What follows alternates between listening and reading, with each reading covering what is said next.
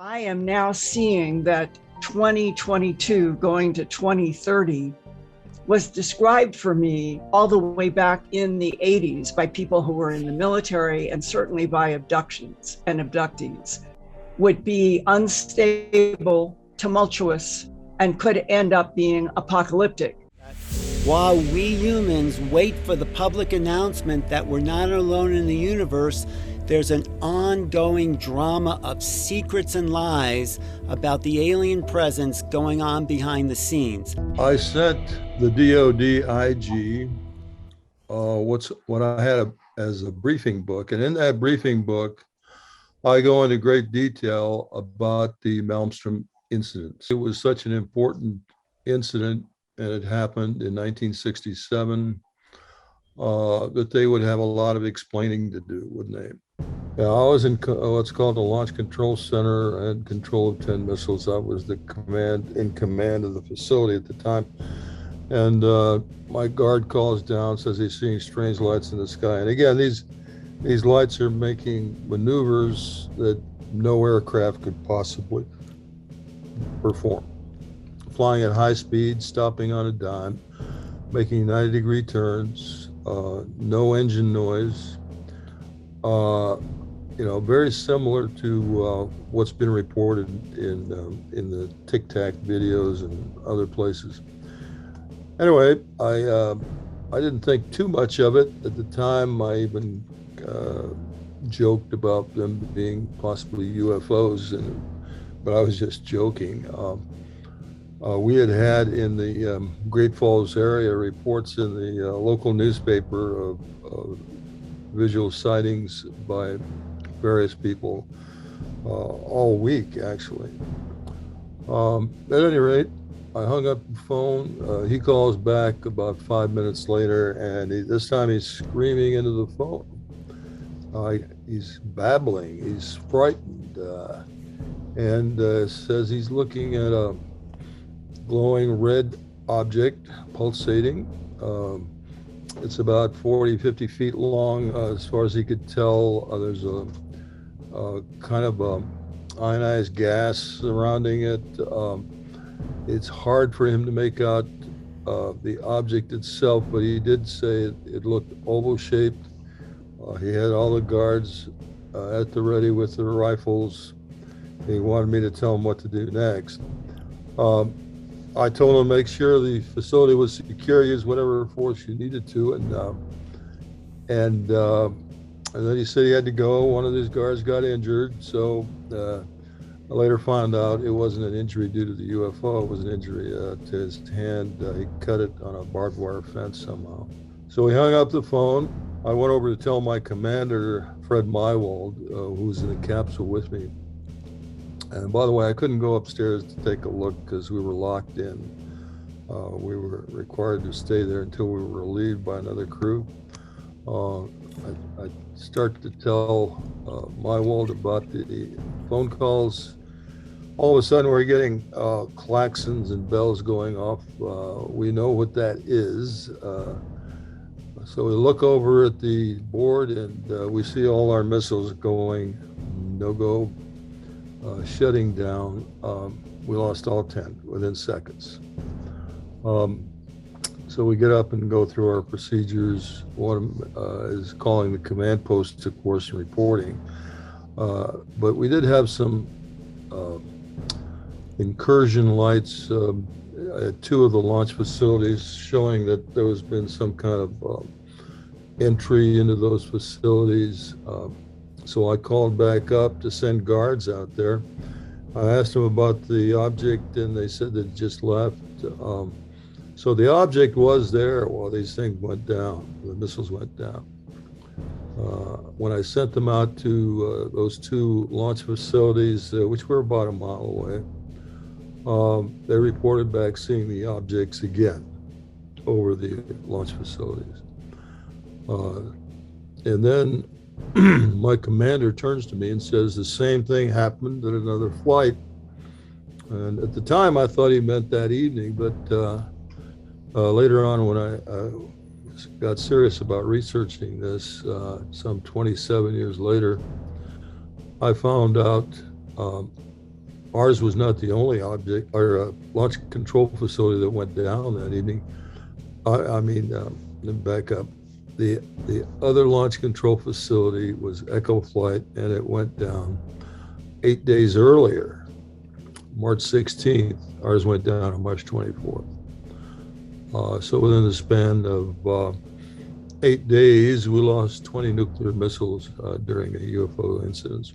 There have been many other incidents. I list about 13 in my recent book where UFOs simply fly over the storage facilities where nuclear weapons are stored and shines a beam of light and then just flies off. And again, I think, and it's just my opinion, that this is simply a message to us humans to just get rid of your nuclear weapons. They've known we're not alone since at least Roswell, for God's sake. They recovered bodies, they recovered 2 craft. They continue to stonewall, to delay, to obfuscate, if you will, because they would have a lot of explaining to do, wouldn't they? They'd have to explain 70 years of cover-up. And how do you explain that? And also joining us will be Stephen Basset, who is the only certified Washington lobbyist whose political analysis of the last 30 years calls for the ending of the truth embargo on the government cover-up. A couple of years ago, something took place. And again, this is after 2017. This is after things are cooking. And a lot is happening and people are starting to pay attention. A large object, unusual in the fact that it was extrasolar. It came in from outside of our solar system at great speed, cruised on in, somewhat odd in shape, tremendous speed, went by the sun and headed on out to the next solar system. It may be out of our solar system now, I don't know. It was called Oumuamua. And Dr. Loeb was observing it, watching it, and he found some anomalies, right? And there's nothing surprising about that, particularly given it was an extrasolar object. And we've been studying asteroids forever. And he thought about it, and at some point, he came to the conclusion that it was very possibly an extraterrestrial object. I mean, an extraterrestrial created object, an artificial object, a probe of sorts, or maybe partially an artificial object attached to a standard object, whatever. The United States government has known about the extraterrestrial presence since no later than 1947, period. They have technology, not simply from there, but from other events. Extraterrestrial technology, not some possible ET tech flying by at 90,000 miles from out of the solar system. They have bodies, they had a living entity, and they have been studying this tech, tracking the phenomena, studying the phenomena to the extent they can, because the ETs can come and go as they please, in our atmosphere, in our world, for 75 years without let up. In other words, I can assure you, the research never stopped. And between the end of Blue Book and the beginning of ATIP, never stopped. ATIP was just a vanity program of sorts by Senator Harry Reid. He wanted done. They had no choice but to do it, which kind of got them into a more open and accessible program, which is not what they wanted. This thing is supposed to be buried in USAP so deep in the ground, you cannot get there. Well, unless you know where the elevator is, okay? But so they had this program, and that program was incredible because ultimately it got outed because it was never a USAP. It was vulnerable, and the people in it were in a position that could come forward. And so ATIP comes forward, and it's great. I'm glad it happened.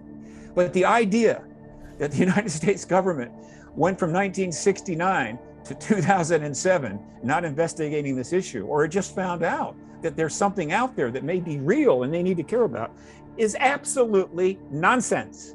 We are extremely lucky to have with us legal counsel Daniel Sheehan, who will share with us about his current involvement, emerging now with whistleblowing client Lou Elizondo. He was the former intelligence officer who is at the center of bringing forth disclosure in Washington. We told him right off the bat, this is not a simple whistleblower complaint. This is a complaint about the fact that the entire Defense Department is lying about the entire issue. And they're misleading the American public. They're violating their constitutional obligations to share the information with Congress. They're deceiving Congress. It was a much more profound and complex complaint that we have filed. And so that's number one. Number two, we've been meeting fairly regularly with the Inspector General, trying to get the Inspector General to develop a protocol for everybody within the Defense Department to report any kind of contact with any UAPs to a centralized office. We've also been working with people in the Congress to get them to support the requirement to establish a permanent office inside the Defense Department to which all of these complaints be filed. It's important to remember that we should not rely exclusively upon the government agencies to release this information to us, because they have all kinds of vested interest in maintaining the secrecy regarding this information. Plus, the national security state, which sort of dominates the entire policymaking of our country, has resolved earlier that want to sequester this technological information to be utilized for the weapons programs. Lou has been very straightforward, and so has Chris Mellon, that they believe that there is a great deal of information that various agencies of the United States government have about the UFO issue, in the question of whether or not an extraterrestrial civilization is in contact with us. They believe that some of that information is legitimately classified. We have ongoing discussions about that and trying to narrow that as much as possible. But there's a substantial amount of this that has been inappropriately classified, and therefore it ought to be shared with the American public. But most importantly, very importantly from my point of view, we need to be discussing what the philosophical, theological, and public policy implications are about the reality of an extraterrestrial civilization coming and going from our planet that we as citizens need to come to grips with, right, in a positive and constructive way. That's I think what we really need to direct a lot of our attention to right now. We can't rely upon just the military to make these decisions, or just the Defense Department, or just the government structures. Right. In a democracy, our people have to be involved in making this decision about what our relationship is going to be with this extraterrestrial civilization.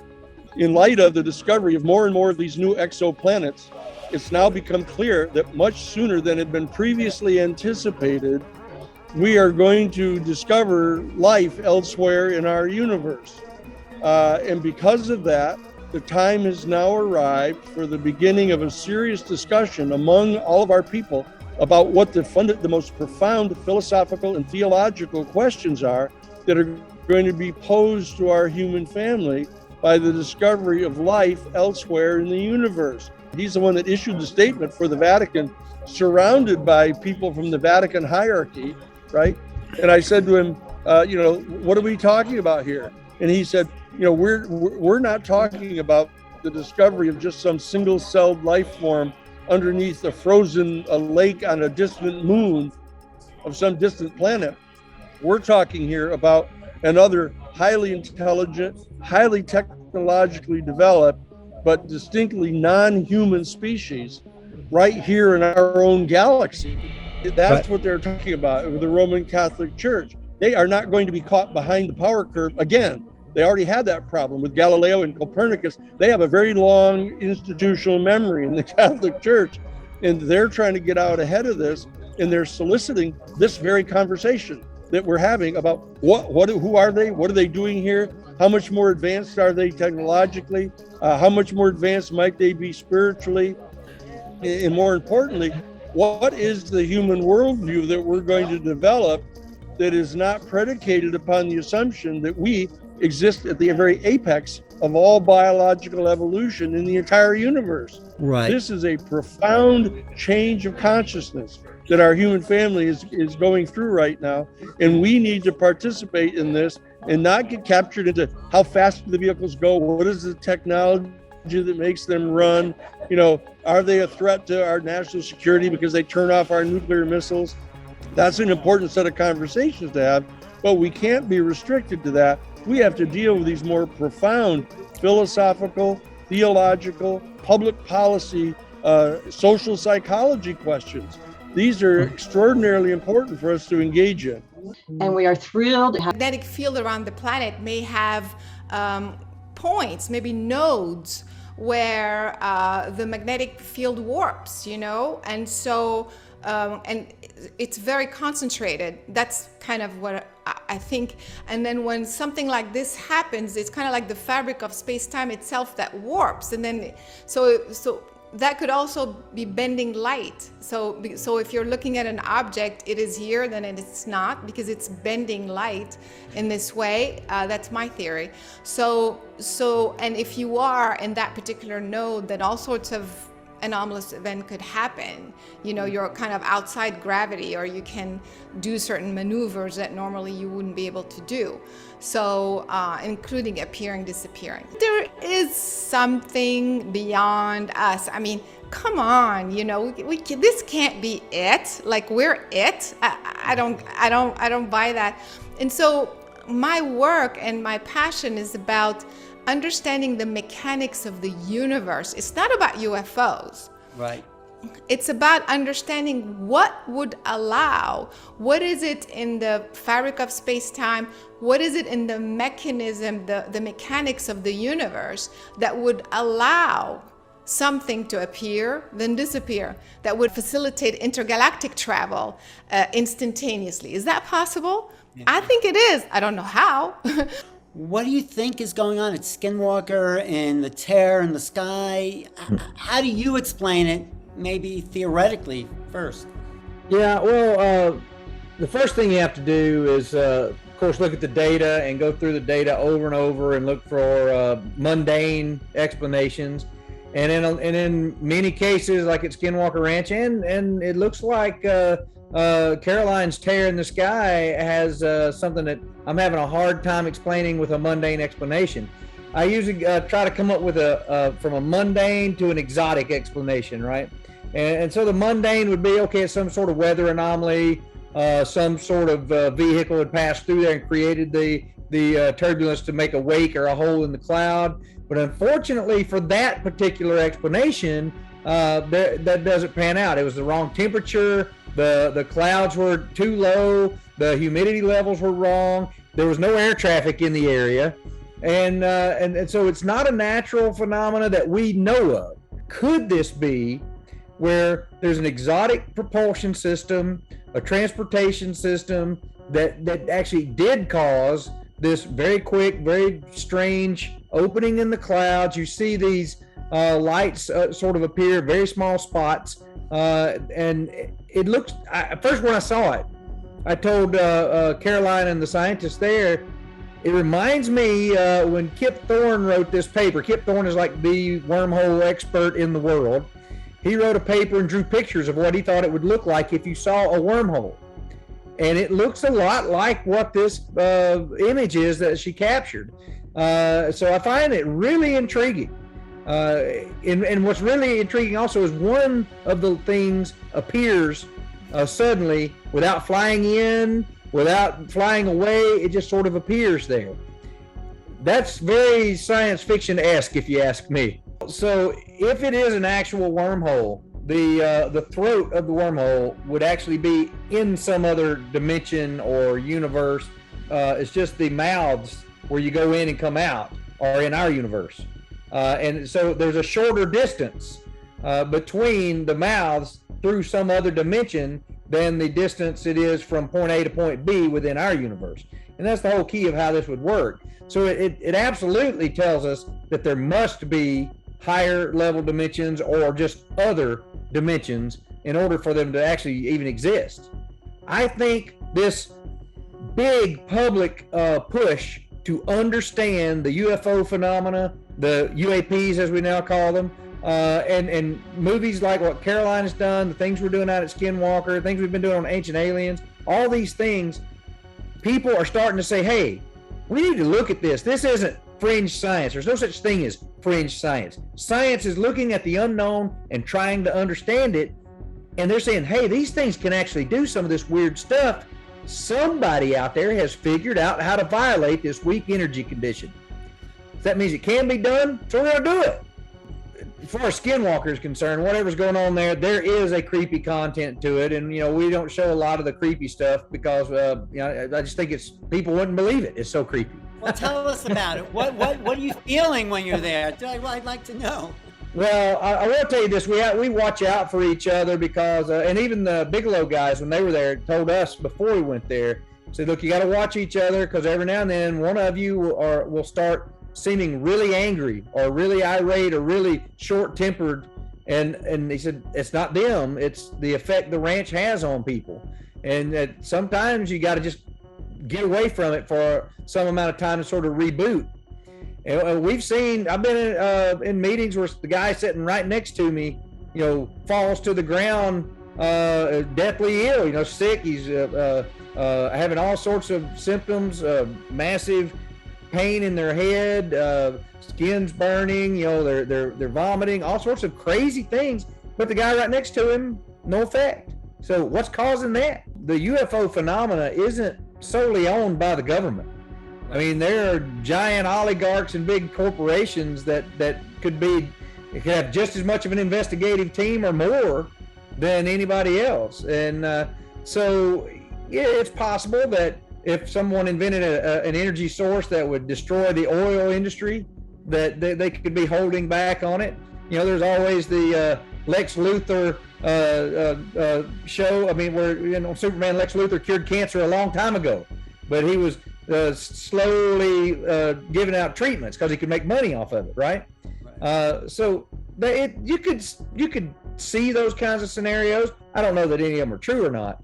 Dave Mason is our third guest. Reading a lot of the UFO books in the library, back when I was 13, there was no internet, and I was fascinated by the cases where pilots and ships' navigational compasses were being manipulated in the sightings of these objects. They were spinning, as well as reports of lights on these crafts appearing to modulate or fluctuate.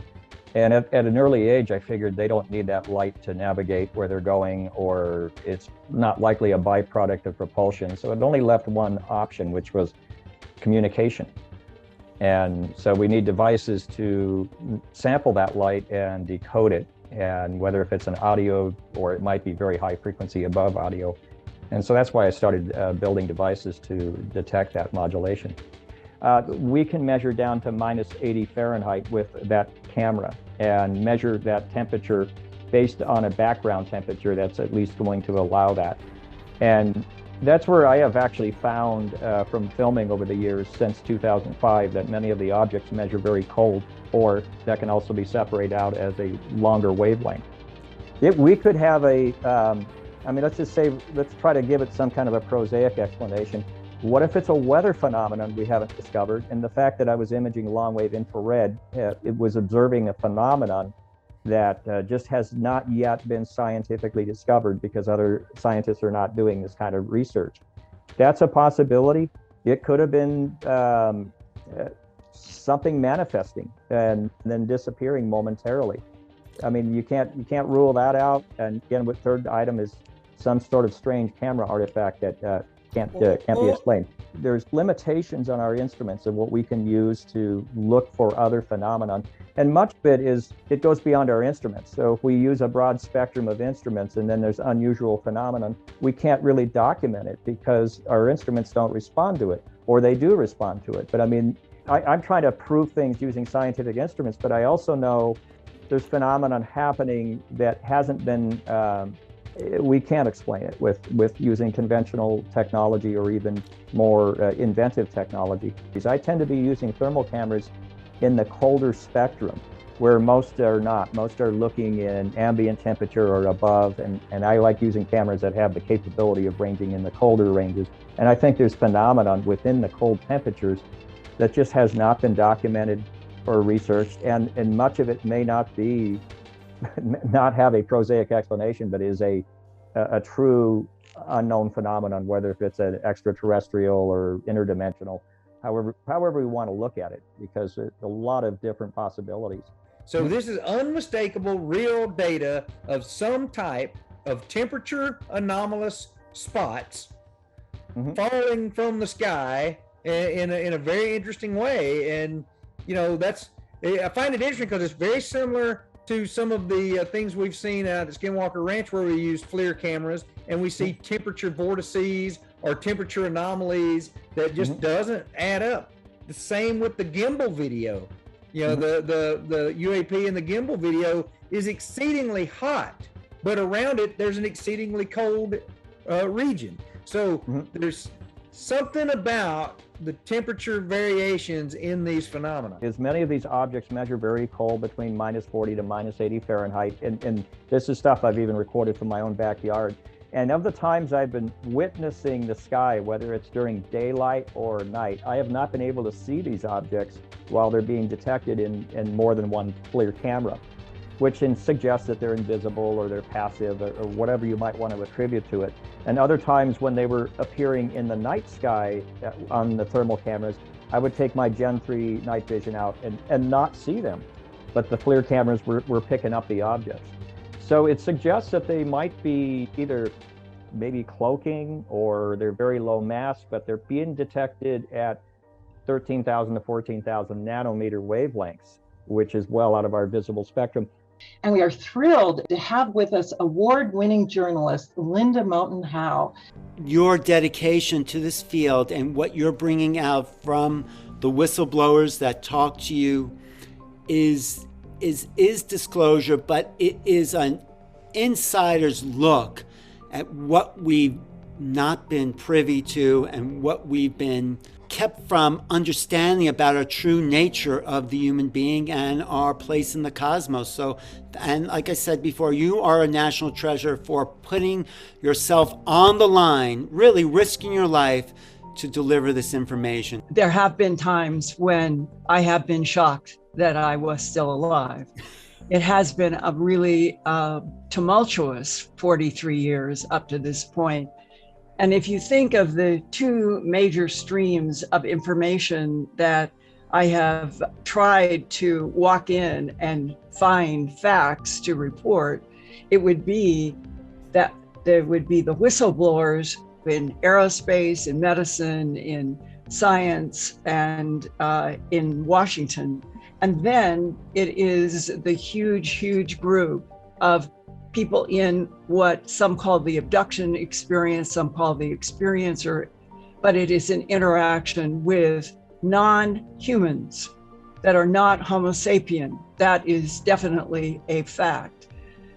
And in that context, for today, it seems to me that it is important for me to set a kind of ground landscape of where I am now seeing that 2022 going to 2030 was described for me all the way back in the 80s by people who were in the military, and certainly by abductions and abductees, meaning that we would get into the 21st century and that the decade of 2020 to 2030 would be unstable, tumultuous, and could end up being apocalyptic. And that was being told to me long ago in the 80s. And when I started working on my Glimpses of Other Realities, Volume 1, Facts and Eyewitnesses.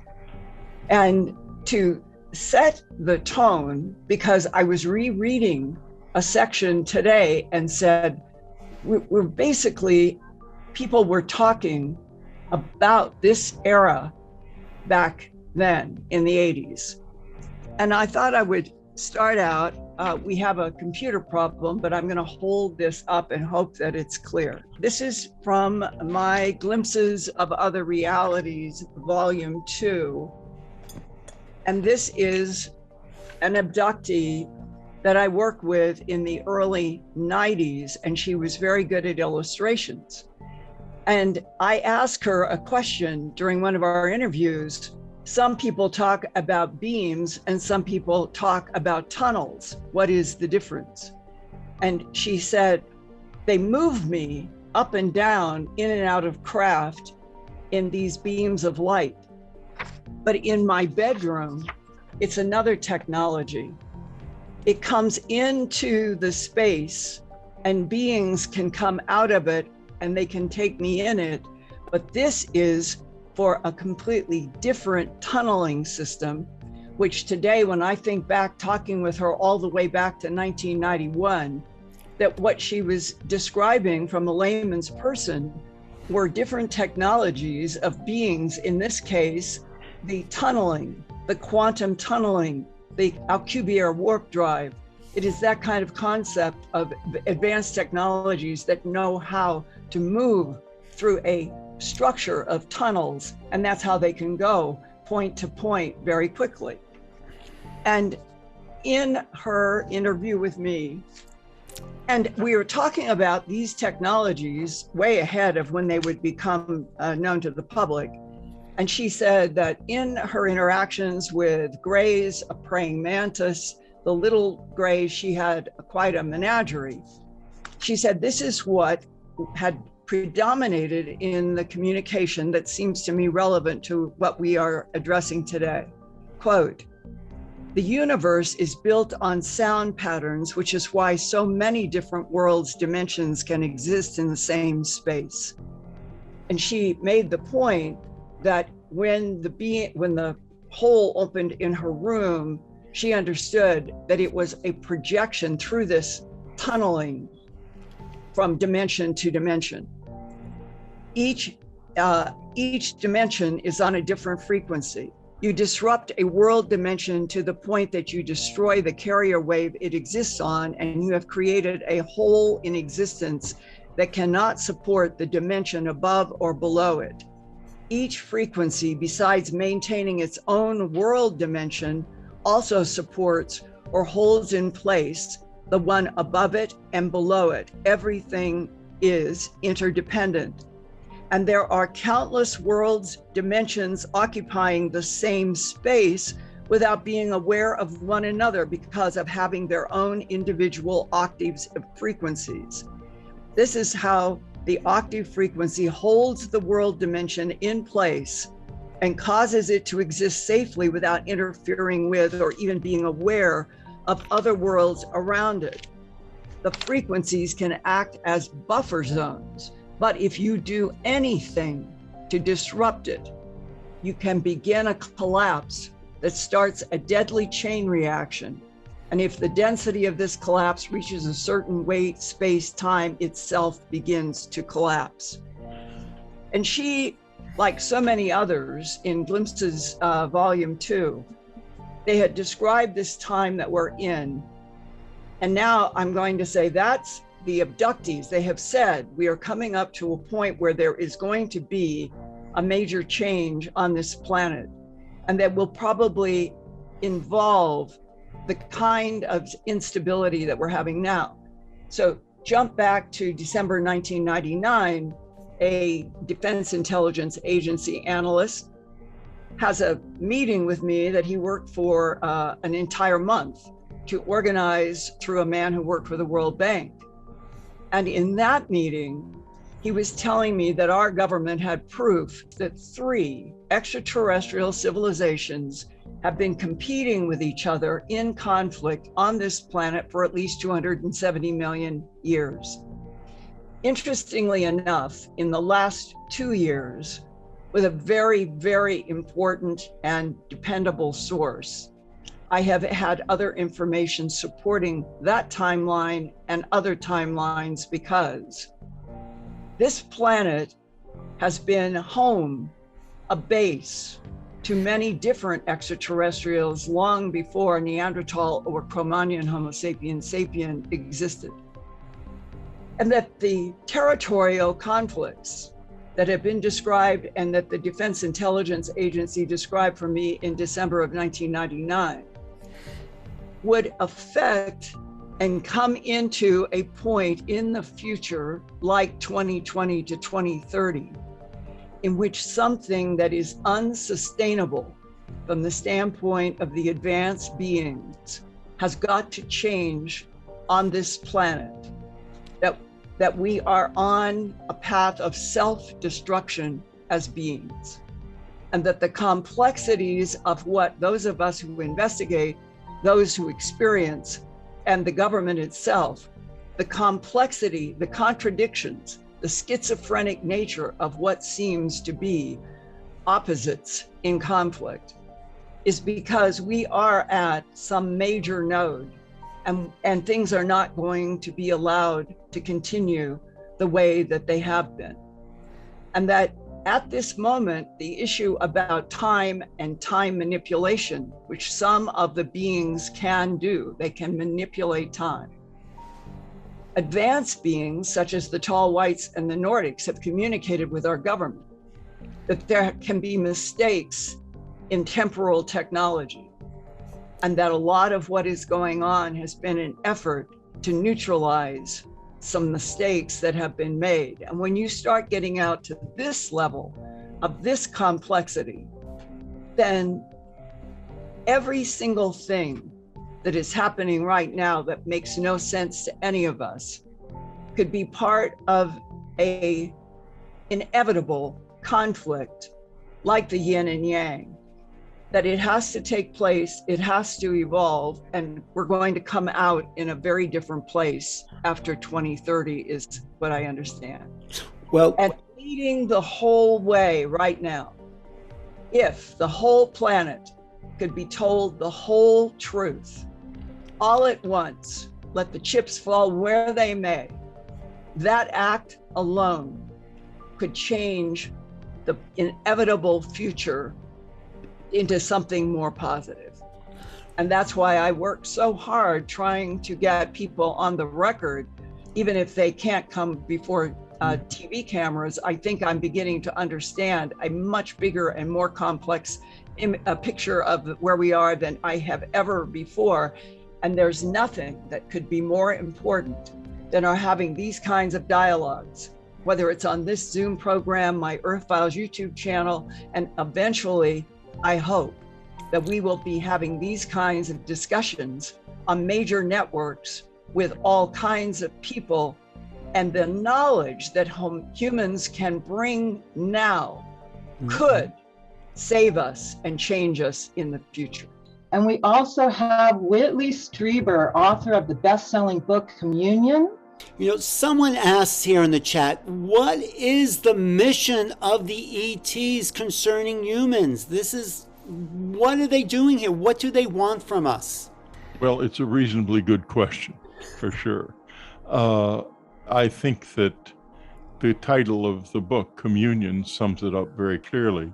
This is not going to be a matter of someone landing on the White House lawn. I mean, that could be part of it, but the main thing is something that has been happening already to many millions of people around the world, I'm sure, and certainly to many hundreds of thousands in this country alone, which is a sharing of self. It's how I live now. I'm in the state of communion. What that means is that I open myself to these presences all the time. Then I went and did the meditation and expected to go to bed again, but instead at 3 o'clock, a little after 3, there was a sort of what people call a download, but it was a very powerful and intense and terrifying one about the danger to children in this world and how very dangerous the situation is right now. But curious, danger to the children of the dying planet. That's what I mean. We are a wild species. We're tame to each other, so we don't think of ourselves as being wild. But we are wild. And just as a wild animal is extremely suspicious and wary of us, we are going to be suspicious and wary of the visitors.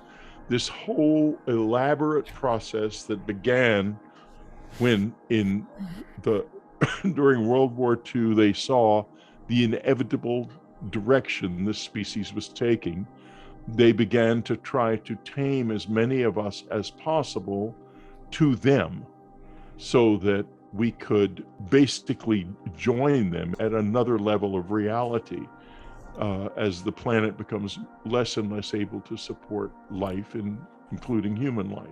The visitors show up in my life at any time, anywhere. They show up here. I was in England recently. They show up there.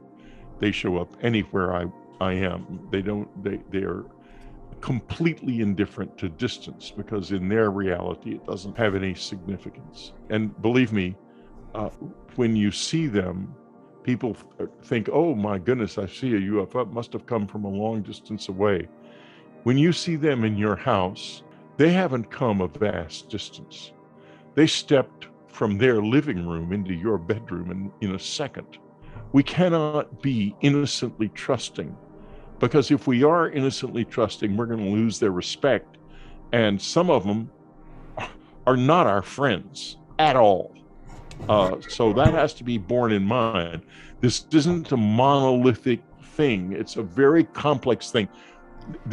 Look how complex humanity is. If we went to another planet, how many different approaches would there be? Religious people, serial killers, scientists, people who thought they had rights, people who didn't care, people exploiting them, people helping them. It would be everything. When you spread that out among a whole lot of different species who have completely different mindsets, boy, is it complicated.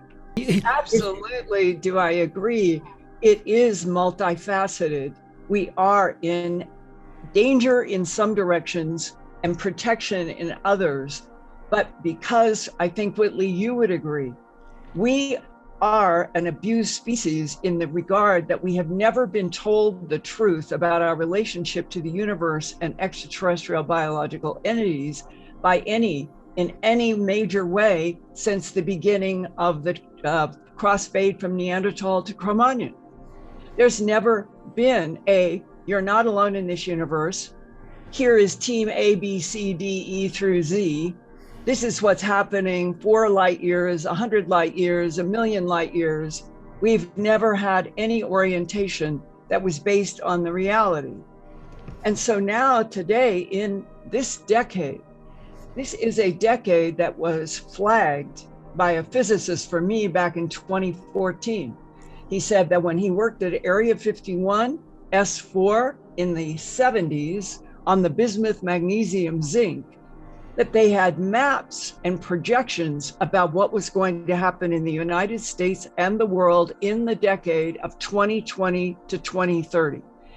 It was all about uncontrollable floods, solar flares that could scorch the surface of the earth, running out of food, population decimation. We're at 8 billion now. And that physicist told me in 2014 that they had projections that the population of humans on Earth could go down into the hundreds of millions in this decade.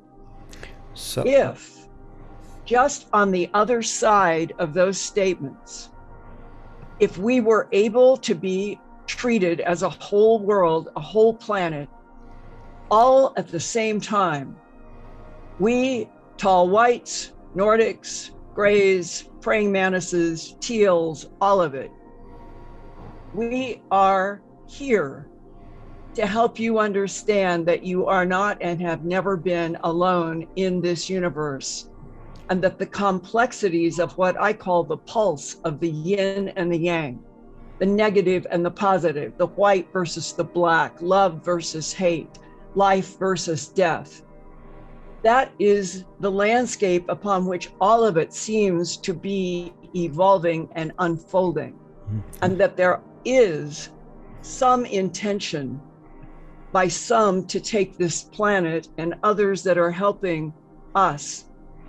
Our ignorance as a species from the beginning of the transition from Neanderthal to Homo sapiens sapien has made us malleable by both sides, positives and negatives. And we now are in a planet in which hatred and conflict is beginning to dominate without anything to neutralize it but this. To me, if this would all come out in one huge, complex, ever unfolding, because it's so complex, humans might save themselves.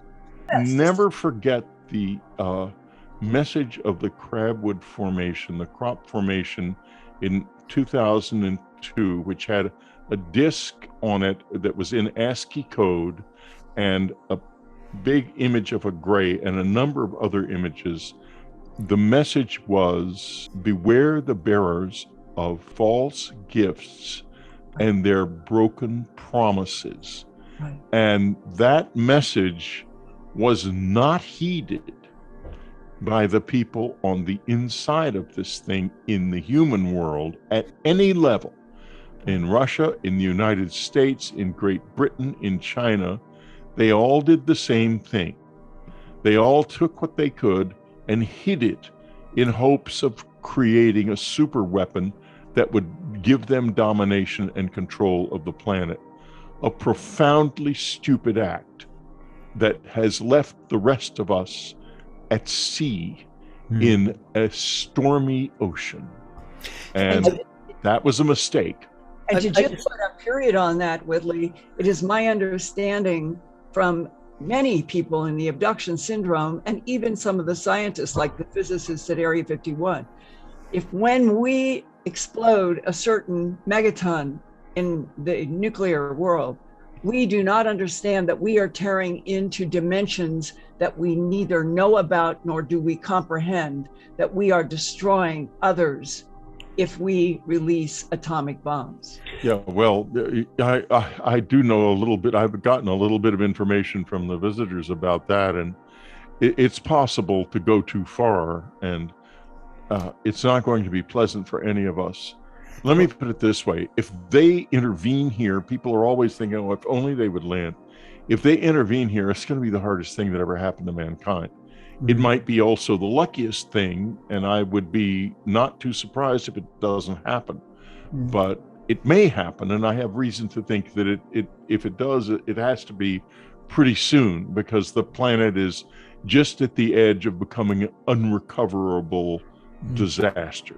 This was about 6 months ago, and it was late at night, and I had been thinking about, why are we not in an all positive universe?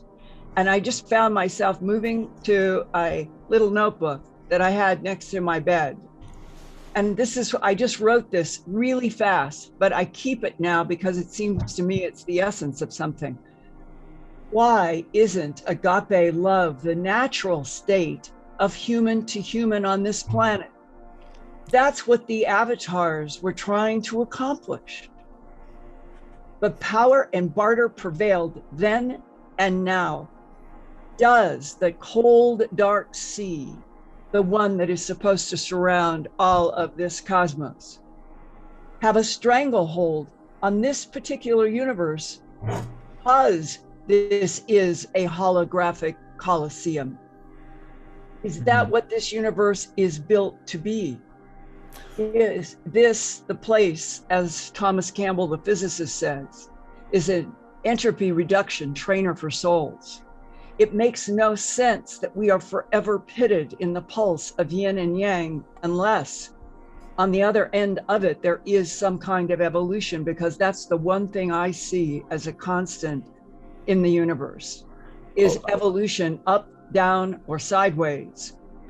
And the idea that we're in a holographic Colosseum where every soul is being tested, and that in the end, agape love of being, agape love of another consciousness, having nothing to do with sexual love, having to do with the love that a mother feels for a child or you feel for your brother or sister. Why is that not the natural state of Homo sapien on this planet? That question haunts me. Yeah, because this is not a one-side team. This is multiple teams. and they are in conflict. That's why I went back to that $270 million, 70 million year comment from the DIA guy. If you have had 3 major conflicting extraterrestrial groups 270 million years ago, how many are here now? And the tall whites and the Nordics may have a superiority in terms of influence, but they themselves have to worry about the tronoloid insects and the myriads that are in a bell-shaped curve from friendly to neutral to hostile. And you can't lose sight of that, that the universe, that's what I wrote down, the universe is a reflection of this multi-layered chess game where you cannot tell the players without technology. Kamora Jones is a visual artist and exploring of consciousness. With her infinite stories of creation, she's created her Transcendence series that explores the multidimensionality of being and looks through her own eyes at this inner and outer journey. Linda and Whitley, everything you've shared has been like amazing and fantastic, and I totally resonate with everything you're saying. I do believe that we're in a period right now of spiritual awakening, and I believe that the way forward is understanding the technology of the soul and understanding the technology of consciousness. So basically, a lot of this series has to do with the idea of the soul and how it finds itself into different experiences, albeit through reincarnation or incarnating into a specific type of biological organism on a planet like Earth or maybe somewhere else. And so, you may find yourself in a culture that has extremely advanced technology that is able to communicate with other worlds or communicate with other types of consciousness, relative to the dimension that you're in. And so I just started drawing it, and started thinking about it in terms purely from a creative standpoint, and trying to understand, what is the language of consciousness? What is the programming language? And so when you look at this picture here, unit of consciousness on the left, you see this sort of data stream, you see this mind that's sort of connected to this data stream, and you see this body that is sort of mapped, if you will. And this sort of representation of consciousness, how it permeates itself, not just through the body, but through the universe as a whole construct. So if you think of collective consciousness as like a big network, we're all like hyper connected to each other. And so if you think about what Whitley said with these beings finding their way into your living room, from their living room into yours, it doesn't take any, technology, any sort of wormhole or anything like that. It could literally just be that they found a way to manipulate consciousness in a way to where they can find themselves through different portals into your space because of the connectivity that souls have through consciousness. A repeated statement that I've heard from people in the abduction syndrome over maybe the last 10 or 15 years, not going way back, but the last 10 or 15, it's always this idea. The human soul is extremely strong and might be a unique type of soul in this universe. And there are ETs who want it. They don't have it. They can't have it, but they want to get it from us. Do you think, and does Whitley think, that it is possible for other cosmic intelligences who do not have souls or do not have strong souls to be able to manipulate planet Earth, specifically designed to try to get human souls? The soul is the central issue. And we unfortunately live in a world which has not only gone soul blind, but aggressively soul blind, because our best minds absolutely insist that there's nothing but the physical world. They're blind. And they therefore don't think about the only thing that's important here, which is the soul. The soul and the body, if these particular type of beings, actually have a soul, the culture that they may find themselves in is maybe one of high technology, of trying to interface with consciousness, of trying to interface with the outer realms, and trying to figure out how the universe itself works. Our culture is very much focused on materialism and focused in on trying to see what you can get by competing with others. And that happens at a macro and a micro scale within our culture. What I found through my connections with these beings that I feel like are connecting with me is that we can take the way that they're using their technologies, their consciousness technology, and we can use it in our art, in our music, in our culture. We can find ways to put love and insight and wisdom into the world. I just wanted to ask Linda one thing, because Linda, at a couple of your shows and your hearings at the citizens hearing, your talk at the citizens hearings for UFO disclosure, you talked about the soldier that met an ET that started to get overlays of multi-dimensions, and these pictures remind me of what you described that soldier seeing as layers and layers of reality. Two things. With that person, the communication, as is the case with a lot of these beings, their natural state of communication is putting into the mind's eye a flood of images that have symbols that are supered over them. Sometimes they're recognizable even as Sanskrit, but usually as some kind of glyph. And so you have two layers, you have images flowing and you have symbols. But the other thing that hit me, Kamora, from all of your drawings is self-activated or self-activating software. And that is, goes back to 2007 time period, when there were a series of reports of something that looked like a big dragonfly in the sky, some kind of technology. And that that led to a man who had worked in Palo Alto underground in an underground science laboratory on extraterrestrial technologies. They didn't beat around the bush, that's what they called them. And when I started reporting and showing the photos of the Dragonfly drones back then, he came forward and sent information to me saying, this is something that I know a lot about because I worked in this underground laboratory and we were trying to back engineer technology that came out of these craft that people are now photographing. And you take days and weeks of a conversation and many of his papers that the intelligence behind the Dragonfly drones put symbols on the surfaces and build into all of the materials that they build anything out. And that means that every single thing, the paper, the desk, the floor, the window, everything is self-activating software. It is all programmed. And that even a piece of paper that might be picked up and taken 10 floors over, that paper will do whatever it is, delivering an idea to somebody 10 floors over, and that paper will automatically return to exactly where it began. And that there was a joke that in the self-activating software world, there would never be debris or trash because everything always kept returning back to where it was. And your drawings are like what that scientist who had worked under Palo Alto in showing some of the drawings, it was the surface patterns over everything that created the self-activating software.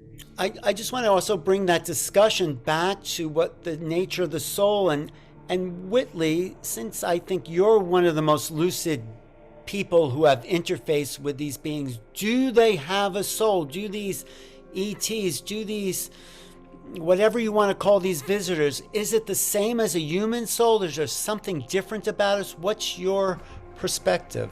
The answer is, I think some of them do. Some of them maybe, I think some of them could be intelligent machines who are aware of the fact that they don't have a soul and maybe want one of ours. Exactly. Linda, what do these beings want from us? I mean, who knows, but what's your best guess?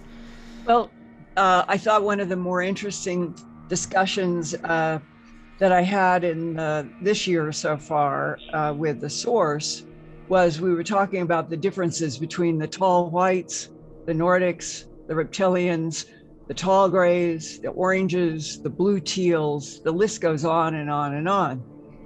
And this led to this kind of a statement that JSOC which is the Pentagon's Joint Chiefs of Command, that they say that what they've learned so far is that the Nordics are the ones that have claimed the most or demonstrated that they are the progenitor of this particular Homo sapien sapien experiment.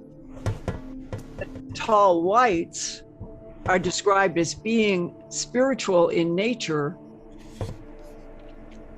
and feeling love for their families, but are so strict that they are very difficult to be around. So there are two that are helping us. The Nordics are labeled by a Pentagon person as being the ones that are most responsible for this current Cro-Magnon Homo sapien sapien. But other people have said we are in a difficult sort of like an intersection where one group will tell humans this and another group will tell, and pretty soon you realize that humans have no objective way to know the truth, because we are currently dependent upon the various beings that we work with or they interact with us for any knowledge, because we've been denied the truth for our existence. The fact that as I have lived and am now 80 revolutions around the sun, the thing that I would take to the divine field is I do not understand why in that universe everything has to eat something else to survive. I do not understand in that universe why there is a constant battle between the white and the dark. I do not understand it unless this whole universe was put together, concocted to create, to be a major university training for souls. And then within the universe, for the training, we learn that there are different qualities of soul, that some things may not have soul. And then suddenly the soul itself becomes one of the greatest mysteries. One physicist told me, Linda, think of it as quantum energy packets. And the quantum energy packets of the soul are resonating, interacting with the quantum energy of the entire cosmos. I once asked about the end of the world, and this is what I was shown, that there would be a darkness, and it was demonstrated to me exactly what it would be like, and it was darker than dark. It wasn't simply like night or like being in an absolutely dark room. It was like being dark inside yourself, an absolute lack of light. And then when that time ended, it was the world being removed from time being stopped, and then started again. And there was one world here before time stopped, and another after. And the world after was very different. Those who were going to ascend had ascended. Those who were going to go in some other direction were gone. And those of us left had our work cut out for us. Our work was to heal this planet. And we all were unified in one community, which was a community of healers. What does that have to do with living for contact? And if you live in a way that makes you a healer, you will find the visitors that want us to heal the earth, and they will find you most assuredly, no matter how you go about it, no matter what technique you use or don't use. The technique is to live your life as a healer, journeying as best you can toward the good. What came into my mind about that question of how can we have our dialogue and reach out to, we'll call it the force, the thought and the light, I have found myself going out more and more in the evening, no television, nothing digital, and just experiencing stars and the sky and the warmth. And then I want to do it in the morning. And I find that the more you get away from the digital and the news and you find something that gives you comfort and gives you this feeling of an embrace out in nature, that to me is my link. So I just share it. But I honestly, to my core, I have felt this since the first animal mutilation I investigated, that to have as many facets of interaction with other intelligences on this planet that have been denied by the superstructure of power brokers for centuries. It's not only an abuse, it seems to me that it is incomprehensible in a cosmos that is supposed to thrive on the evolution of consciousness growing. And so I think of that headline as being a brand new marker on the road of the evolution of Homo sapiens sapiens. On the other side of that headline, we are not alone in this universe. It is teeming with consciousness. Maybe in a strange way, humans can't run away anymore. In an odd way, when you're denied the truth, you can turn around and run away. But when it's in your face and this is a reality and we are responsible for ourselves in this planet, you can't run away. And then the next stage is, how do we then shake hands with beings like the tall whites and the Nordics, and the list goes on, if that is possible to do? And as I say that, it reinforces for me how childlike we are, because I think of the tall whites as being like the genius adults. And I would love to sit at their knee and learn everything that I could. John Ramirez is here. I mean, what he was saying before the show started just blew me away. It's like, oh my God, because he was part of the CIA, and I didn't know the CIA was so deep into the metaphysics and spirituality of this phenomenon. The NDAA refers to what we call Title 10 authorities. Those are the authorities exercised by the Secretary of Defense and the Department of Defense.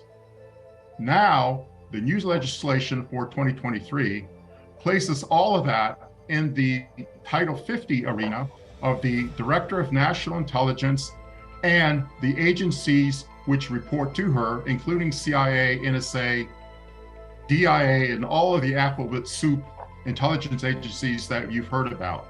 So I'm very excited about what's happening in the IAA, which for me is something I've been waiting for.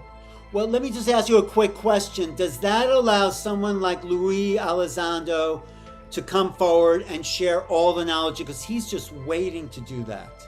Yes. The NDAA is about 150 odd some pages. And so within it, there are three sections, sections 703, 704, 705. And they're like a couple of dozen pages of legislation, whereas before we had a few. Now it expanded tremendously. And so first of all, in the IAA, UAPs are now defined to be transmedium. So now they're acknowledging what Lou's been telling us all along, that they enter the water and come out of the water. They're transmedium. They go up into space, they fly in our atmosphere.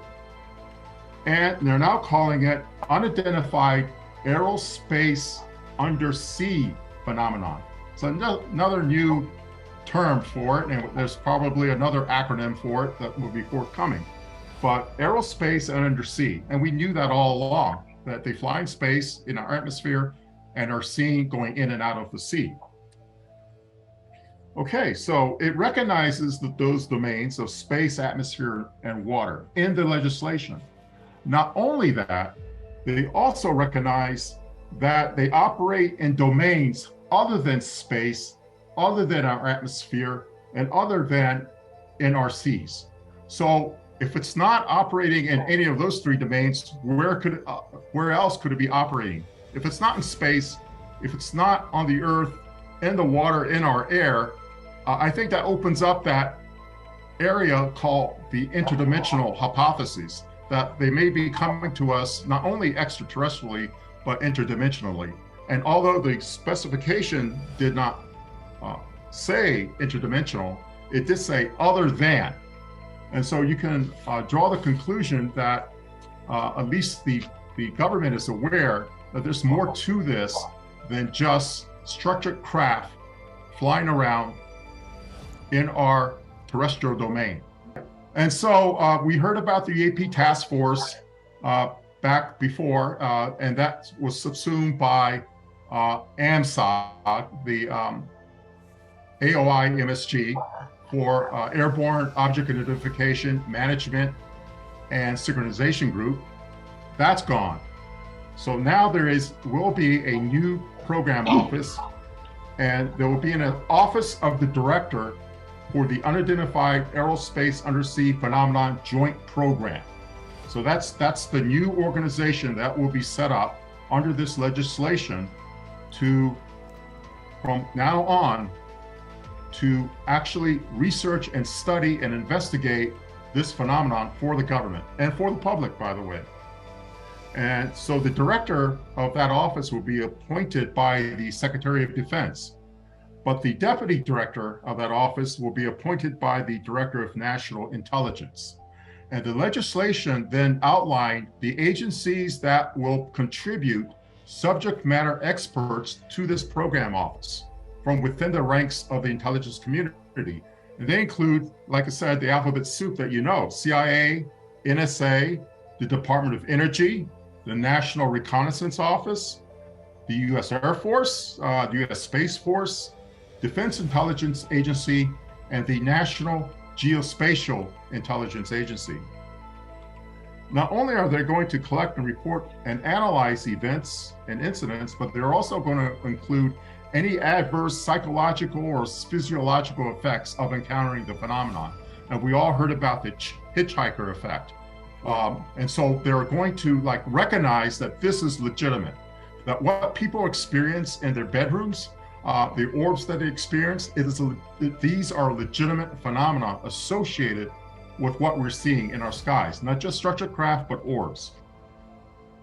It also establishes a central repository and procedures to report these events.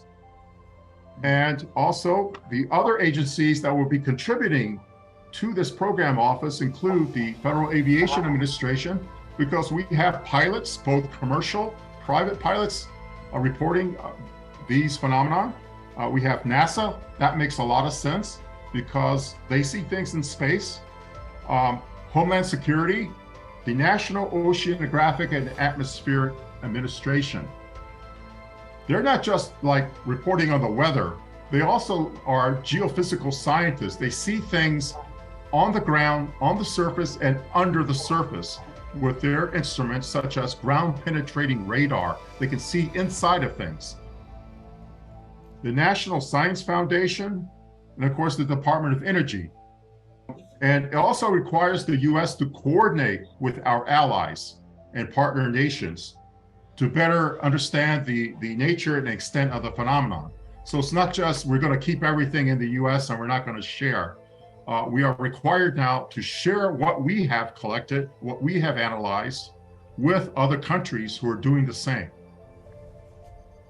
And the reports must be both classified and unclassified.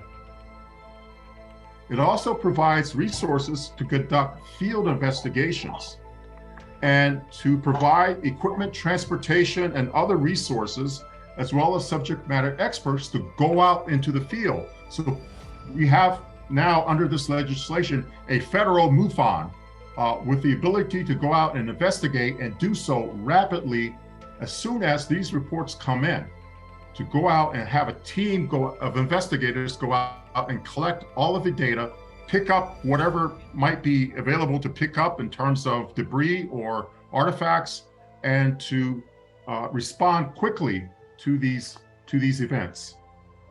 Most importantly for me, it designates the National Geospatial Intelligence Agency, or NGA, to lead the collection, And in my previous interviews, I highlighted the NGA with interviews with Whitley Strieber, for example, or with George Knapp. The NGA is the key intelligence agency to lead the collection effort, because what do? They're the analysts and collectors of overhead intelligence from our spy satellites. So they have seen this phenomenon before, and I stated such as fact in several of my interviews, which I cleared through CIA as being unclassified, that the NGA was in charge of putting together an orb working group to study these orbs. So now the legislation formally designates NGA as the lead collection agency. Now, there'll be oral briefings and reports. The oral briefings happen 90 days after this legislation is signed, and every 90 days thereafter, a briefing. Next, there are written reports. And these written reports, the first one will occur 180 days after legislation, and thereafter annually for at least 4 years. The information sharing is exciting to me. That's under Section 704. Under 704, information sharing within the government by personnel, by analysts, by scientists who were previously prohibited from reporting due to their NDA and other security mechanisms will now be addressed. And also information sharing, most importantly for us, we the citizens, information sharing system for the public, so that the public will be able to access in an unclassified environment what the government can share with us. And that's never happened before. Sure, and we talk about NDAs, and as you know, I have to invoke NDAs. Jim Simivan does, Lou Elizondo, all of us who are former federal officials in the intelligence community, we were read into certain things that we cannot reveal. But this legislation specifies that all related NDAs to the phenomenon must be made available to the House and Senate Intelligence Committees and to the Armed Services Committees and to the congressional leadership. And every year afterwards, until 2026, any NDA associated with the phenomenon that the government would not reveal must be revealed to the members of Congress. It also protects federal employees and federal contractors who might be prohibited from complying with these requirements. They have legal liability protection against reprisals by their home agencies. Mm-hmm. And the inspectors general of the DOD and the IC have the authority to make sure that the DOD and IC agencies are in full compliance with allowing federal employees and federal contractors from coming forward with their information in spite of the NDA. And naturally, they have the right of refusal. They'll look at the NDA and they'll say, okay, you can't say this, but it's no longer a blanket like prohibition. And Congress would like to know every NDA that existed since the 40s covering anything to do with UFOs, UAPs, or any of this phenomenon. Every NDA, they will report what these NDAs covered, and they have to justify why they're still in place. The Senate Select Committee on Intelligence is pushing for more open transparency, to have more information come out into the public domain, which is why they set up information sharing with the public. Not just like we keep it behind closed doors in SCIFs just for us in the government, but they want information sharing to the public as part of this. Now, there is a position in the government called the Comptroller General of the United States, a very powerful position. And the Comptroller General is responsible for compiling unidentified aerospace and undersea phenomenon records. He is charged with compiling everything. This is the most significant part of the legislation, addressing the points you just made out. So he is to review all of the records and documents within the intelligence community, oral history interviews, open source analysis, interviews of current and former government officials, and both classified and unclassified national archives, every FOIA request ever released about this phenomenon, and other historical resources going back to the beginning of all of this, going back to the 40s. He needs to compile and itemize a complete historical record of what the intelligence community's involvement has been with this phenomenon, and also report any intelligence community efforts to obfuscate, manipulate public opinion, hide, or otherwise provide misinformation about unidentified aerospace undersea phenomenon related activities.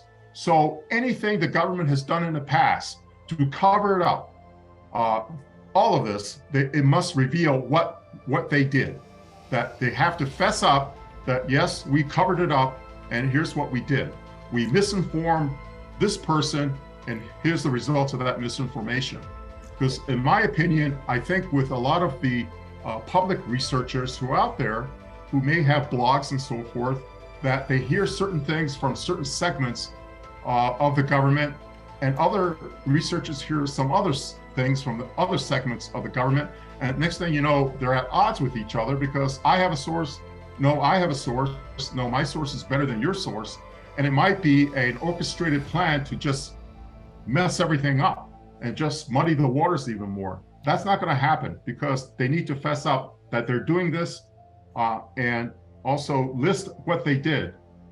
Part of the legislation to protect from legal liability reprisals, anything that a federal employee might have learned about this phenomenon, they need to go through their own inspector general of their agency in order to report this and to the head of their agency. But if the inspector general and the head of the agency do not provide an answer to an employee's intent to reveal something to Congress, to the public, after 90 days, that employee is allowed to approach directly the intelligence committees of the House and Senate, saying, I know information, and they won't allow me, or they didn't give me permission to say it, but the clock has ticked. The 90-day clock has ticked, it's out, so now I can come to you as an American citizen serving the US government. I'm coming to you, to the Congress, to reveal what I know. It also requires the archivist of the United States, who is responsible for the National Archives and Records Administration, to look into the National Archives and to include classified information regarding any obfuscation, manipulation, and misinformation of this phenomenon. So let's not just the current holdings of the government, but what's in the National Archives. They need to report everything out to Congress. Congress is now establishing much stricter and more deeper oversight as representatives of we the people into this phenomenon. If this is passed, can you talk about what the consequences of this sort of act will be on the phenomenon, people's knowledge, on truth? Yeah, easy. Disclosure, a lot of it. And a flood of disclosure coming out because the legislative act then removed the obstacles, the barriers, and also removed the stigma for government employees who know about the phenomenon to come forward to say what they know. And that's been a big stumbling block, especially as we know from our military who are fearful of reporting anything about this because it may affect their careers. But that's no longer in play. Well, I think this is a giant step. Yeah. And as far as revealing about what happened to Rodwell and if there were bodies, that might be within the National Archives. That certainly is inside the CIA. in the Historical Intelligence Collection. I don't know what it's called now, but previously it was called the Historical Intelligence Collection. A CIA officer by the name of Chase Brandon encountered that file, or that box of files, and he wrote about it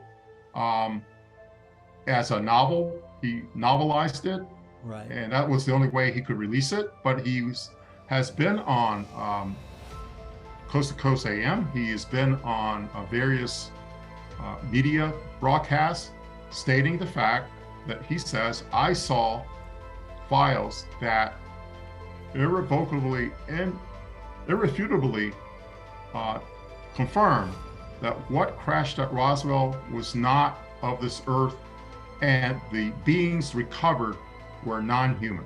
He stated that. JJ and Desiree Hurtak are tireless in their efforts of bringing education, higher knowledge, spiritual awakening to the planet. Well, this is tremendous green light for recognizing what Stanford Research Institute scientists did some 40 years ago, recognizing that the human psyche is not limited to 3 dimensions, and there are other dimensional possibilities that we contact with in a life experience. And some of this has been a downloading of information or gathering information that sets a multidimensional universe topology before our eyes. So we have to have a sense of happiness that this is being done. And we respect really those pioneers, Dr. James McDonald, others who paid the price for being too far ahead of their time. But now we are in a situation where we can speak of the science of the living universe and the cosmic destiny that awaits all of us in the free world if we bring this information into a holistic model of dealing with the sociology and psychology besides the technology. Without the former, people are simply going to hear buzzwords, information codes, which mean very little in terms of day-to-day experience. Well, CIA's always been researching the paranormal and metaphysical from the beginning. That's been in our purview, because at one time the C stood for Central, and we were the only intelligence agency, and we wanted to know more ostensibly about how to improve spy tradecraft. And so that launched into the examination of what motivates a foreign person to spy against his or her own government. What motivates someone to, for lack of a better term, be a traitor to their own government? So that got involved into more into the mind of what makes people tick that will cause them to do this. And so that just spread out into deeper research into the mind, into consciousness. And so, as you know, the remote viewing, it started out with like MK Ultra, which is more about, they always talk about the LSD aspects of it, but it was more than that. It was really about a study into human behavior through the human consciousness. What makes a person behave the way they do? And what is this human consciousness? And that, after that program was pretty much subsumed by other programs, it got into the area of remote viewing. And this is sort of like an extension of a spy tradecraft. But in so doing, these military remote viewers started to see things like the Galactic Federation and report on them, started to see the existence of non-human intelligences outside of the Earth and on the Earth, and maybe even in the Earth. And so that's part of our legacy as a CIA, that we got involved in all of this. And so when the orbs appeared, what were they? We thought they were like maybe foreign technology, much more advanced than ours. But we eliminated the Russians and the Chinese and every terrestrial government from having this technology. And yet these orbs were not structured, they were energy. There's something that could be measured, an energy that could be measured. And these energy orbs appeared everywhere. And people start, seeing these, the people in government start seeing these in their sensor data, which launched the Orb Working Group. Well, I was very happy that Jim Simivan also started stating that the phenomenon is probably more interdimensional and ultra-terrestrial rather than extraterrestrial. But giving a nod that we also have visitors coming from elsewhere, but they don't come in structured craft. I mean, they just come here as manifestations of their energy fields coming here. They don't need to fly in a spaceship. And I always tell people, you are your own your best spaceship. I mean, if you know how to do it, if you practice mindful meditation in a certain way, you too can fly to anywhere you want to go and get there in an instant, because everything is connected to every place at every time, right now, before, and forever. I mean, everything is happening all at once. It's just a matter of knowing how to traverse that rapidly. You go someplace like in a blink because of these interconnections. We consider there are extraterrestrials with varied agendas. That's an important thing, that because there are different civilizations, just like you have different countries on this planet that have their own agendas, and how they relate to us are always a little different. That's true for extraterrestrials. Many are here to help. In fact, I think the majority for sure are here trying to help us right now. Then there's the extra-celestials that we mentioned, and this is something with a mutual friend, Mark Sims, had actually encountered. These are almost the kind of an avatar type being that has evolved in this life space and has gone beyond the physical form, more into a light energy form, but still can materialize for us. And then there's the ultra-terrestrial intelligences. And many of these intelligences, as John just said, are really not physical. They are energy forces and energy forms. They can appear just like, all of us, but technically that is not their natural, nor has it ever been their natural present. Well, what I think this points to, and what is my understanding, is there are certain galactic species that are here that are part of our lineage, our advanced human evolution, and they are here to support and help on various levels. And they are contacting a lot of people now. They are coming in dreams, they are coming in meditation, they're coming in knowing, and they're here to support our evolution that we're experiencing right now, this rapid evolution to, again, like I said at the beginning, to grow up to this next level, to evolve the human into the next level of divine human.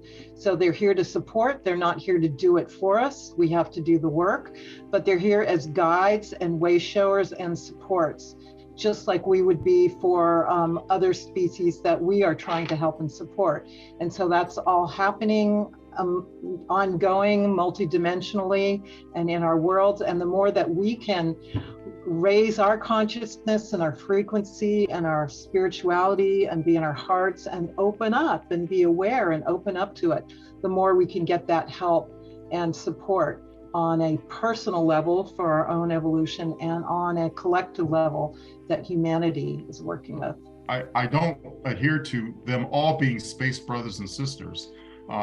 There is what we call the disturbing aspects of the phenomenon, which I call the strangers. And then there's the visitors, which are more of the of them that come to us astrally. And then there's the residents who've been here a long time and are still here.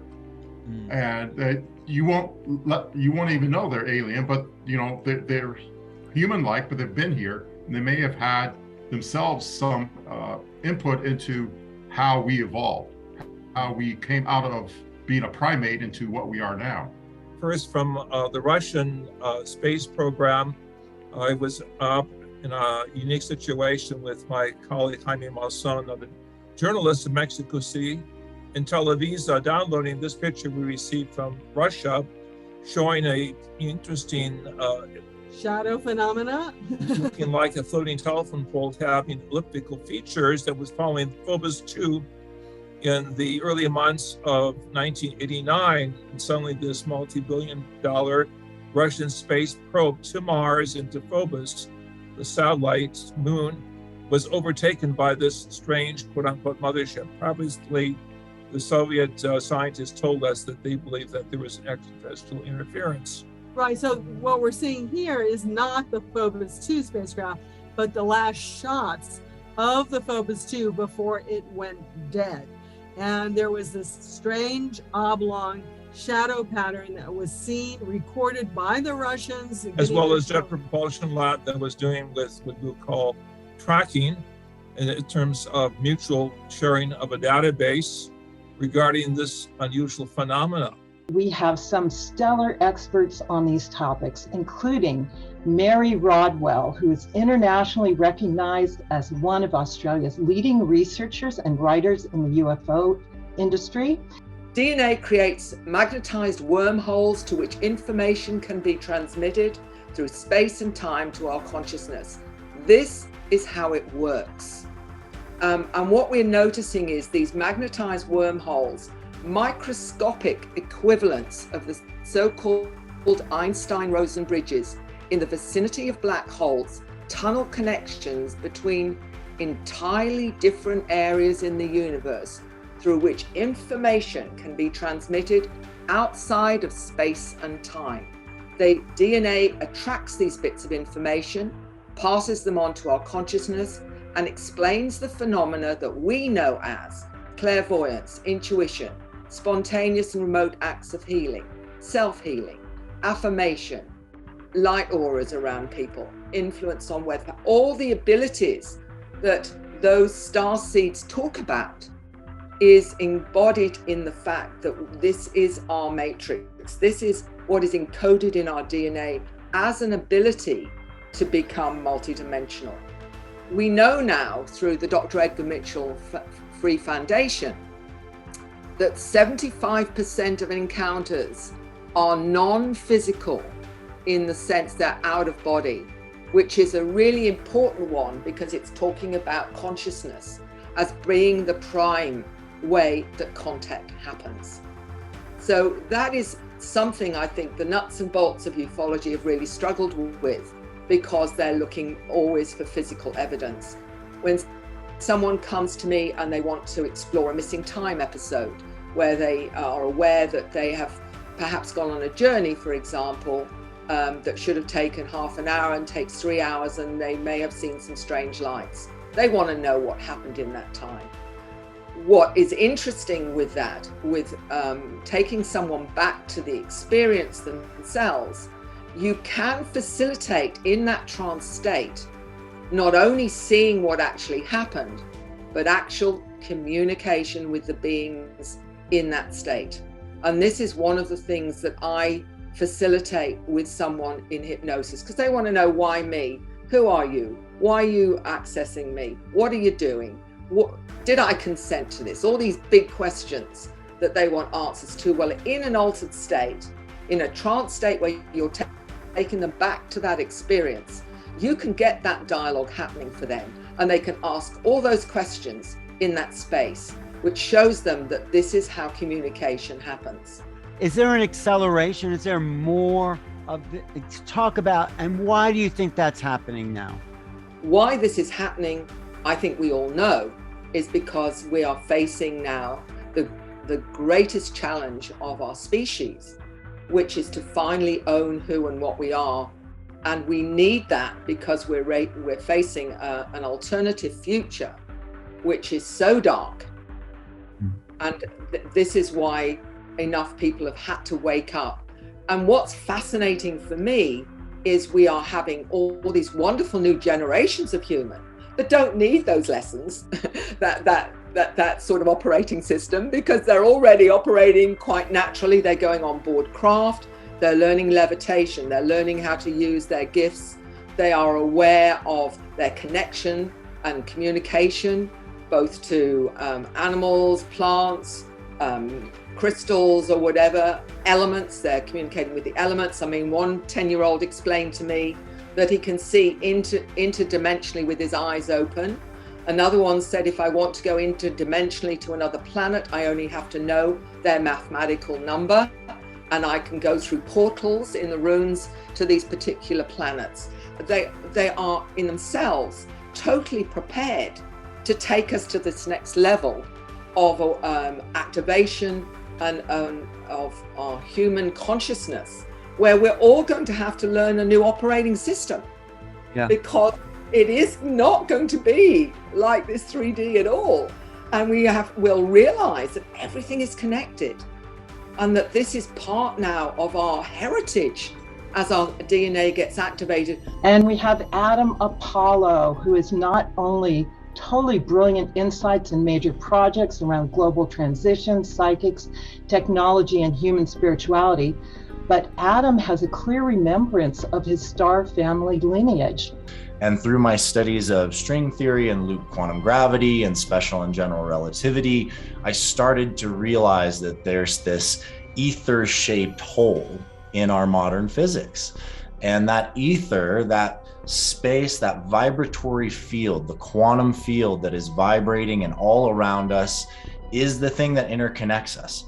And I began to realize it's also a medium of information transference that both acts, as Mary was saying, through our DNA. Our DNA is designed as a medium to transfer information through time. And I came to understand that our genetics are not just our mother and father lines, it's also our soul, our spirit traveling through time, bringing its own codex. And so our genome is more like a trinity than just a duality and the binary structure of our parental lines coming in. But essentially, I traveled down the lines of my past life experiences, meeting literally hundreds of people from my past, and eventually began to have memory of being on other planets. Now, I ended up with, over those years, building a list of over 50 people where I had specific lifetimes, specific memories, particular things that I went through with those people. I had this contact experience. I met a physical extraterrestrial ambassador in the middle of the desert, and I began to be in touch with a series of species. I met 73 different ambassadors from different species across the galaxy. And I began to spend my years after that actually engaging with my star family, with my friends, and calling in ships, doing a lot of the practices that Mary talked about in order to be in contact with different star families and ask them about their lives and learn about my own. I am committed to trying to help us all get to know this star family that is behind us and supporting us in this transition of becoming a galactic civilization here on Earth. And we also have Marina Seren, who is a starseed experiencer, a psychic medium, and conscious channel. And she's also an MK Ultra survivor, hybrid alien mother, and secret space program insider. When I was 15 years old, I was pursuing my dream career, and I actually wanted to study physics to understand the nature of reality and the universe. And then later on, I realized that it was part of my actual life purpose, let's say. So when I stumbled across the idea of metaphysics, which integrated consciousness as the, let's say, predominant factor, of how we actually explain the world, it's when I had my spiritual, Kundalini awakening. And that is exactly when I came in contact with my actual, my current connections, closer connections with, it's just my star family. These beings are Anunnaki. They are the positive kinds of Anunnakis. There's a lot of, there's a lot of speculations that the Anunnaki might be negative. Those are just one group of the Anunnakis. But my star family is actually Anunnaki, and they're blue-skinned, they're really tall, they're giants, and they were connected to the ancient Druidics, of the Celtic cultures and the ancient civilizations, for example, like Hyperborea, who were mostly really connected to these ancient Celtic Druidic wisdom. So starseeds might have come from the times of Atlantis or Lemuria or all these different ancient civilizations. But the point about starseeds, it's that, again, they contain this higher percentage of ET DNA, and they are connected currently with parallel incarnations that might be happening, that are happening simultaneously, but that might be happening in the same moment, linearly speaking, or in the past or in the future. They have a higher connection to these parallel lifetimes happening on other civilization or higher density of consciousness that other humans just don't have, because they are currently connected to more human incarnations. And that is what makes it different between star seeds and earth seeds, or average, let's say, human beings are having a human experience in this physical matrix. When people have ET contact, many of the things that they found out is that the beings that are making contact with them are actually their star family, or beings that are part of their soul family, beings that they might have been part of, in other incarnations. And right now, humanity and Earth and our experience on this planet is ultimately one of the greatest, most integrative spaces happening in the whole galaxy. And I know this because I've been around and I've talked to lots of star beings, and they are very interested in how well humanity is going to integrate our journey through history, as well as the many, many different star families and threads that are all here and have incarnated into this one planet.